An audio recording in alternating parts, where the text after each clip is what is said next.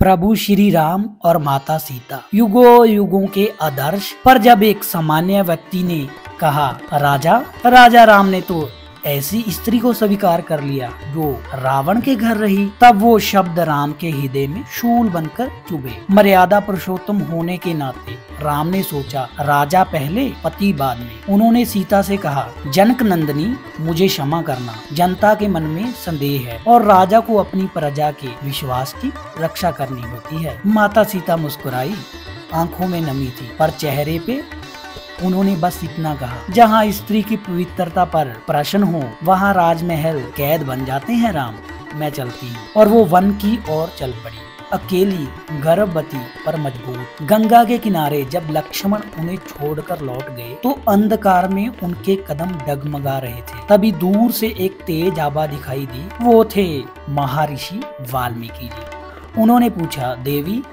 कौन हो तुम जो इस गहन वन में अकेली आई हो? सीता माता ने आंसू भरी आंखों से कहा, मैं अयोध्या की रानी नहीं, एक स्त्री हूँ जिसे संसार ने ठुकराया है। वाल्मीकि जी ने तुरंत उनका हाथ थामा और कहा, जिसे दुनिया ने ठुकराया है उस पर ईश्वर की कृपा होती है।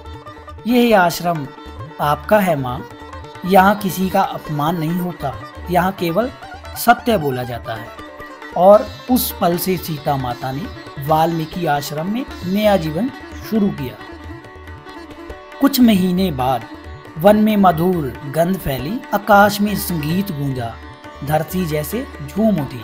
सीता माता ने 2 जुड़वा पुत्रों को जन्म दिया। वो थे लव और कुश। वाल्मीकि जी ने उनके माथे पर हाथ रखकर कहा, ये दोनों बालक धर्म और वीरता की मूर्तियां बनेंगे। इनकी शिक्षा मेरी तपस्या होगी। वाल्मीकि जी कोई साधारण ऋषि नहीं थे, वो ज्ञान, वेद, संगीत, शास्त्र और अस्त्रों के ज्ञाता थे। उन्होंने लवकुश को सिखाया धनुर्विद्या, कैसे एक तीर बिना क्रोध के धर्म के लिए छोड़ा जाता है। शास्त्र ज्ञान, वेदों का अर्थ, ध्यान की शक्ति और मंत्रों का विज्ञान। कला और संगीत, आवाज में ऐसा मधुर कि श्रोता रो पड़े। वो कहते थे, शस्त्र तुम्हें विजय देगा पर शस्त्र तुम्हें दिशा देगा। वो कहते थे, शस्त्र तुम्हें विजय देगा पर शास्त्र तुम्हें दिशा देगा। वाल्मीकि जी ने लवकुश को रामायण का ज्ञान दिया, वो राम की कथा जिसे स्वयं उन्होंने अपने ध्यान से देखा था। उन्होंने सिखाया, कथा केवल शब्द नहीं होती, यह आत्मा की प्रतिध्वनि होती है। लवकुश हर दिन वही गाथा गाते। उनकी आवाज में दर्द था पर गर्व भी था। वन के पशु भी सुनने रुक जाते थे, देवता भी उन सुरों पर झुक जाते थे। वर्षों बाद जब अयोध्या में अश्वमेध यज्ञ हुआ, राम जी का अश्व वन में पहुंचा। लवकुश ने उसे रोका क्योंकि उन्होंने सुना था यह यज्ञ सीता के बिना है। उन्होंने कहा, जहाँ नारी का सम्मान नहीं वहाँ यज्ञ अधूरा है। राम जी की सेना आई। लवकुश ने अकेले ही वाल्मीकि जी द्वारा दी गई विद्या से उन्हें परास्त कर दिया। भरत, शत्रुघ्न, यहाँ तक कि लक्ष्मण भी रणभूमि में आए, पर ये बालक किसी से नहीं डरे।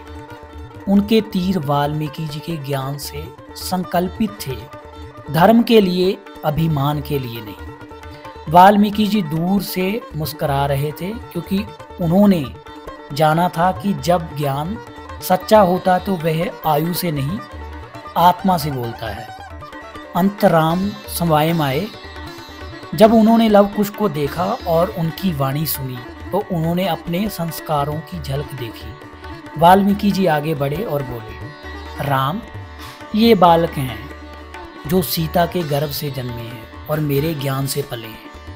राम नतमस्तक हो गए। उन्होंने सीता माता को बुलाया पर सीता ने धरती से कहा, माँ पृथ्वी, अगर मैं सदा पवित्र रही हूँ तो मुझे अपनी गोद में ले लो। धरती माता फटी और सीता माँ समा गई। वाल्मीकि जी की आंखों में आंसू बह निकले पर उनके हृदय में गर्व था।